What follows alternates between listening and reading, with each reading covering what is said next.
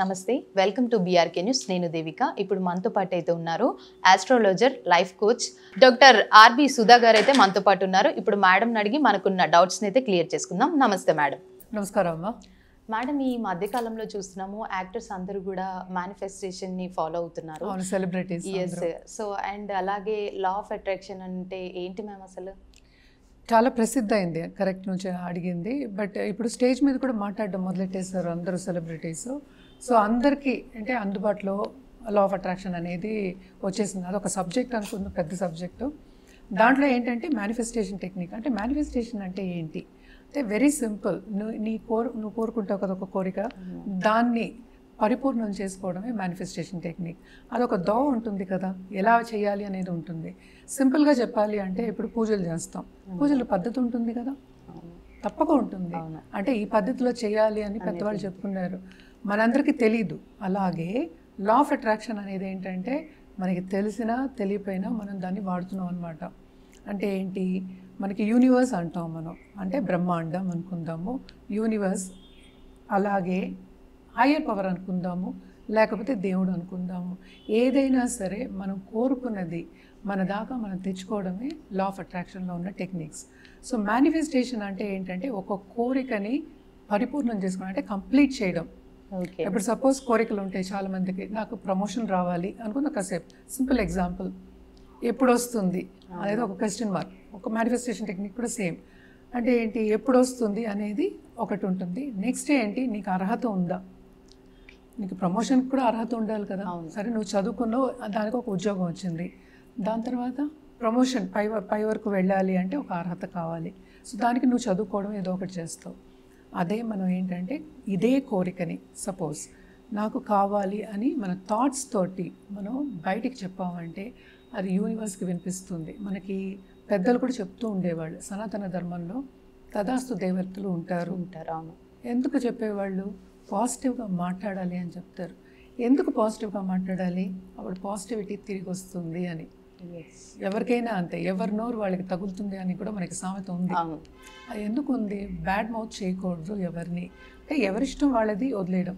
Same thing law of అట్రాక్షన్లో మనం ఏది అనుకుంటే అది మనకి తిరిగి వస్తుంది. అంటే what you so you reap. అంటే ఏంటి, మనం ఏది పండిస్తున్నామో అదే మనకు వస్తుంది.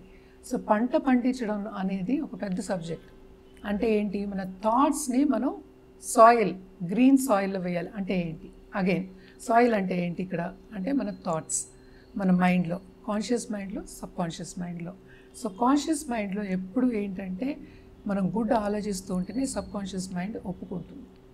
మనం కొన్ని ఏంటి సబ్ కాన్షియస్ మైండ్ అని చెప్పడానికి ఏంటంటే మనం కొన్ని మనకు తెలియకుండా చేస్తూనే ఉంటాం. ఒక రొటీన్ కింద అయిపోతుంది. పొద్దున్న లేవగానే పళ్ళు తోముతాం, కాఫీ తాగుతాం, అలవాటైంది. అదే ఏంటంటే చాలామందికి మొబైల్ అడిక్షన్ కూడా ఉంటుంది. అవును. ఏదైనా సరే హ్యాబిట్ అంతే. So what goes around comes around అనేదే మనకి లా of attraction. What you give you get it back. ఇవన్నీ సామెతలు మనకి చిన్నప్పటి నుంచి చెప్తున్నారు, మనం ఇంగ్లీష్లో చెప్తున్నాం అంతే. అలాగే మంచి మాటలు ఎందుకు మాట్లాడాలి అనే దానికి కూడా నేను చెప్పాను. సనాతన ధర్మంలో అదే చెప్పారు, it is a way of life. ఇలా ఉండండి, మీకు పాజిటివిటీ తిరిగి వస్తుంది. ఎందుకని ఇవన్నీ మాట్లాడుతున్నాం అంటే ఇప్పుడు కాలక్రమేణా చెప్తూ ఉంటాను నేను, కాలం మారుతూ ఉంది, దాంతోపాటు మనుషుల అభిప్రాయాలు, థింకింగ్ ప్రాసెస్ అన్నీ మారుతున్నాయి. అంటే ఒకరికొకరు కలిసి ఉండడం అనేది ఉండట్లే. అసలు హ్యూమన్ లైఫ్ అంటే ఏంటి, హ్యాపీనెస్ గురించే ఉంది. అంటే వై ఆర్ వి బార్న్, మనం ఎందుకు పుట్టాము అసలు, హ్యాపీగా ఉండడానికి ఫస్ట్. అంటే చిన్నపిల్లల్ని చూస్తే అందరూ మనం కూడా హ్యాపీగా ఫీల్ అవుతాం. ఇదేంటంటే ఎదుగుతున్నప్పుడు చాలా నాయిసెస్ ఉంటాయి. నాయిసెస్ అంటే ఏంటి, పద్ధతులు. అంటే ఏం పద్ధతులు, ఒక్కొక్క కుటుంబానికి ఒక్కొక్క పద్ధతి ఉంటుంది. అంటే ఏంటి, ఇలాగే చేయాలి, ఇక్కడ కూర్చోకూడదు, ఇక్కడే కూర్చోవాలి. ఓకే, ఫ్రైడే రోజు సపోజ్ మంగళవారం రోజు హెయిర్ కట్ చేయకూడదు. ఇవన్నీ ఏంటి, beliefs. So law of attraction అనేది మనం ఏది బయటికి పంపిస్తున్నామో మన థాట్ రూపేనా అదే మనకి తిరిగి వస్తుంది. అంటే ఏంటి, కొన్నిసార్లు మనకి సామెతలు ఉన్నాయి, బ్రహ్మాండం బదులై మనకి వస్తుంది, మనకి ఇస్తాడు అని కూడా అంటూ ఉంటాం. అంటే హయ్యర్ పవర్కి అంత పవర్ ఉందన్నమాట.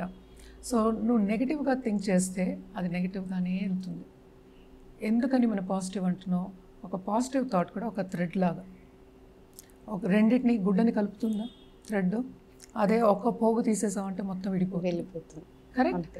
సో అప్పుడు నెగటివిటీని మనం ఉంటే అది ఎంత ప్రెషర్ అవుతుంది బ్రెయిన్కి, అదే ఆలోచిస్తూ ఉంటే. అందుకనే ఇప్పుడు అట్లస్ది మనం చూస్తూ ఉంటాం, భూమిని భారం అని తోల్ మీద పెట్టుకుంటాడు, అంటే షోల్డర్ మీద. అది భూమి కాదు, ఫిజికల్ కాదు, ఇట్ ఇస్ థాట్స్. మీ థాట్సే మిమ్మల్ని ఇబ్బంది పెడతాయి, మీ థాట్సే మిమ్మల్ని డిప్రెషన్కి తీసుకెళ్తాయి. అంటే ఏంటి, ఒక్కటి నెగటివ్ హ్యాబిట్ మొదలెడితే, సపోజ్ సిగరెట్ అనుకుందాం, సింపుల్ ఎగ్జాంపుల్. నీకు తెలుసు నీ ఒంటికి మంచిది కాదని తెలుసు నీకు, కానీ కూడా చేస్తావు. అంటే అది కంటిన్యూ అవుతే ఏంటి, అడిక్షన్ అవుతుంది. అలాగే థింకింగ్ కూడా మనం పాజిటివ్గా థింక్ చేస్తే పాజిటివే ఉంటుంది, నెగిటివ్గా థింక్ చేస్తే నెగిటివ్ ఉంటుంది. కానీ ఎవరు కంటిన్యూస్గా పాజిటివ్ థింక్ చేయలేరు. సో లా ఆఫ్ అట్రాక్షన్ ఎలా హెల్ప్ చేస్తుంది అంటే, మళ్ళా మనం మన దానికి వచ్చేటట్టు, మన థింకింగ్కి వచ్చేటట్టు తీసుకురావచ్చు అనమాట. ఎందుకు ఇవన్నీ చెప్తున్నాం, ఎందుకని క్లాసెస్ తీసుకుంటాం, ఎందుకు కన్సల్టేషన్ ఉందంటే, it is very simple. Identify చేయాలి నువ్వు ఎక్కడ తప్పు చేస్తున్నావు. అందరికీ థాట్స్ ఉంటాయి. మనమేమో డాక్టర్స్తో మాట్లాడే, బ్రెయిన్ డాక్టర్స్తో మాట్లాడే 30,000 థాట్స్ వస్తాయి రోజుకి అంటూ ఉంటారు. ఇంకా ఎక్కువే రావచ్చు. మనం సింపుల్గా ఒక ఫిగర్ చెప్పాం, ఎవరికి తెలుసు. సో ఇదంతా ఏంటంటే, కొంతవరకు పాజిటివ్గా మనం ఆలోచిస్తే మన లైఫ్లో ఆ పాజిటివిటీ అనేది కనిపిస్తుంది. అందుకని ఎప్పుడు నేను చెప్తూ ఉంటా, ఒక వైట్ బోర్డ్ ఉంది, దాంట్లో ఒక బ్లాక్ డాట్ పెట్టామనుకో, కొంతమంది వైట్ బోర్డే చూస్తారు, కొంతమంది బ్లాక్ డాట్నే చూస్తారు. అదేంటి, ఎందుకు డిఫరెన్స్? అది నీ థింకింగ్ బట్టి, నీ థాట్స్ బట్టి ఉంది. సో ఇవన్నీ కాకుండా మనం ఏదైనా సరే లైఫ్లో ఏంటి, మనకు అన్నీ కావాలి. అంటే ఏం కావాలి, రిలేషన్షిప్ కావాలి, డబ్బు కావాలి, అండ్ దాంపత్య జీవితం కావాలి, అలాగే స్పిరిచువాలిటీ కూడా కావాలి. అన్నీ కావాలి మనకి. అన్నీ కావాలి అంటే లా ఆఫ్ అట్రాక్షన్ని ఫాలో అవ్వడం వెరీ ఇంపార్టెంట్. సో ఇలాగే యూనివర్సల్ లాస్ అనేవి చాలా ఉంటాయి అన్నమాట. So one of the laws నేను చెప్పింది మెయిన్ లా అదనమాట. That is also law of karma. అంటే ఏంటి, నువ్వు ఏం చేస్తే అది నీకు తిరిగి వస్తుంది అనేది మనకి చిన్నప్పటి నుంచి మనం వింటున్న ఒక సామెత. అది కర్మ విల్ గివ్. అదే సేమ్ థింగ్ మనం చెప్పేది లా ఆఫ్ అట్రాక్షన్లో. దాన్ని మనం ఏంటంటే క్యాప్సూల్ లాగా చేసి మనం చెప్తున్నాం అంతే. మేనిఫెస్టేషన్ టెక్నిక్స్ అనేవి చాలా ఉన్నాయి. సో సింపుల్ ఎగ్జాంపుల్ చెప్పాలి అంటే, ఇప్పుడు అందరూ గుళ్ళకి వెళ్తారు, హిందువులు గుళ్ళకి వెళ్తారు, అందరికీ ఒకే గుడి నచ్చదు. అంటే ఏంటి, ఒకే గుడికి వెళ్తే పనులు అవుతాయి అనిపించదు. ఒక్కొక్కరికి ఒక్కొక్క వాళ్ళకి ఇష్టమైనది, లేకపోతే ఎక్కడ వాళ్ళు కామ్గా ఉన్నారో, ఎక్కడ ఇంట్రెస్ట్ ఉందో ఆ గుడికి వెళ్తారు, అక్కడ వాళ్ళు కోరుకుంటారు కోరిక, అప్పుడు నెరవేరుతుంది. మనం మాట్లాడుకునేది ఏంటంటే హిందువుల వరకే మనం మాట్లాడుకుంటున్నాం.